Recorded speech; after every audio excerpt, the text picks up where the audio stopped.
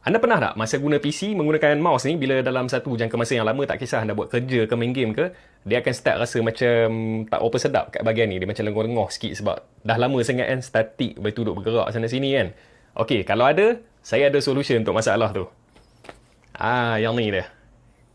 Ini adalah Delta Hub Capio 2.0, sebuah wrist rest ataupun tempat letak tangan yang ergonomik yang direka untuk bergerak bersama dengan tangan ketika menggunakan mouse. Delta Hub Capio ni menggunakan tapak jenis PTFE yang membuatkan dia dapat meluncur dengan mudah. Apa yang saya suka dengan Delta Hub Capio ni adalah dia punya reka bentuk dia yang ergonomik lah, dan dia dapat mengurangkan tekanan pada pergelangan tangan ketika kita menggunakan PC ataupun laptop dalam jangka masa yang lama, sama ada untuk buat kerja-kerja editing, kerja office ataupun gaming. Dari segi kualiti binaan memang terasa premium. Dia rasa ringan dan dia rasa selesa untuk digunakan. Jadi dia sangat sesuai lah untuk siapa saja yang betul-betul menghabiskan masa depan PC. Kalau anda seorang designer atau programmer atau gamer ataupun kerja pejabat yang menggunakan mouse setiap hari, Delta Hub Capio 2.0 ni adalah aksesori yang anda patut dapatkan. Kalau anda berminat dengan Delta Hub Capio ni, anda boleh tekan link yang saya sediakan.